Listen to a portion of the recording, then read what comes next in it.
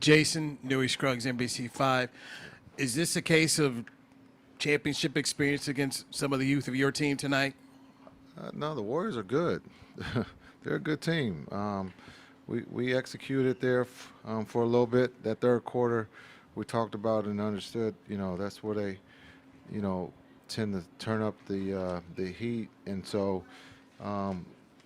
we got great looks, but we have to do better. We have to understand when we shoot 3 or 4 threes in a row and miss, you got to get to the rim. You got to get the ball into the paint. You got to get to the free throw line, and that's just understanding the situation, learning, and maybe it is experience.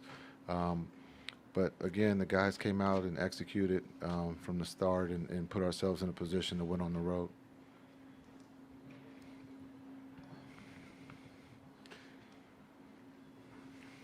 You also lost the battle of the boards, but as you said, you got to play smaller lineups. But Looney had a pretty big game against you guys. What can you do to try to, lessen his impact as the series goes on? Yeah, you got to put a body on him. You got to box him out. We have to team rebound and make sure that he doesn't come up with the rebound. But that's he's one of the guys that no one writes about or talks about. But we understand the impact that he has on the game of giving those guys second or third opportunities. So for him to have 5 offensive rebounds, that puts us in harm's way.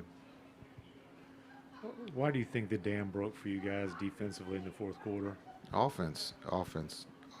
We play defense when we play offense, and we play no defense when we can't score. And that's something that we have to get better at this time of the year. You can get away with it in the regular season, but just understanding the defensive principles, we just have to do better. Jason, where on some of the dunks they were able to get, guys like Kevon Looney, some of those breakdowns, where was the breakdown in the chain of the rotation there? Like, where were you seeing the defense come apart? Well, I think it just, they made plays, and we just have to do better. They attack the paint. We got to protect the rim. And when we go back to look at that's one of the things that we have to do better. When we looked after game 1, we did a lot better with the physicality of the game, being able to make shots there in that first half. We made shots, again, putting ourselves in a position, and then we got those same shots in the third. But when you go 2 for 13 and you rely on the 3, you can die by the 3, and we died in the third quarter by shooting that many threes and coming up with only 2. Jason, what goes into the thought process, especially there in the third quarter? They make their big run, get back in the basketball game.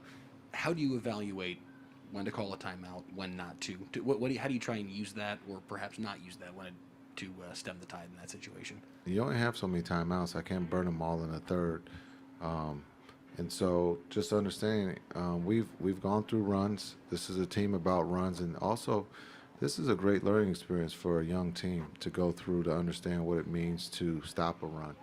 Can't ask the coach to always call a timeout, and we believe in one another to be able to execute on the offensive end and get a stop or get a basket and get a stop. And so we took timeouts, but just, sometimes you got to put the ball in the basket to stop a run. Jason, you guys right here. Where are you at, Tim? Right here. There.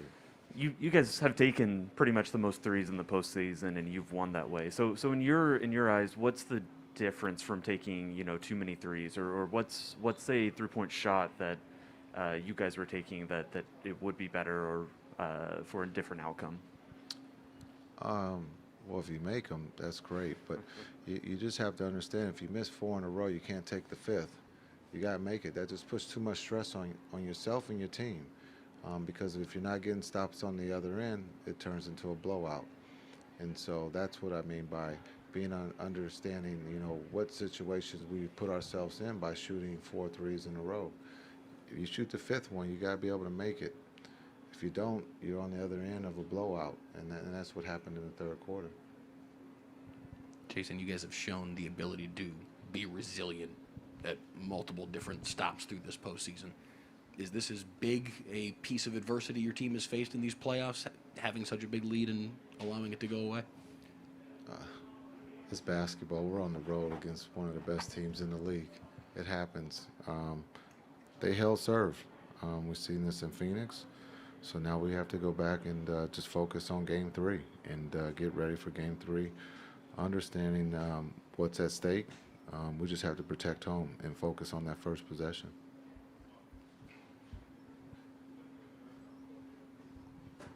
Sorry, Jason. I was just curious, what did you think about Luka's resolve and his grit, knowing that he wasn't at full strength heading into this and hadn't had a great game in Game 1? Yeah, well, I think we talked about that before the game, that we thought he would have a good game, and he did. That's just who he is. He put his team in a position to win on the road, not just by having 42 points, but only had 2 turnovers. He took care of the ball tonight. He was a great quarterback. He got guys wide open shots. We just have to make them. Thanks.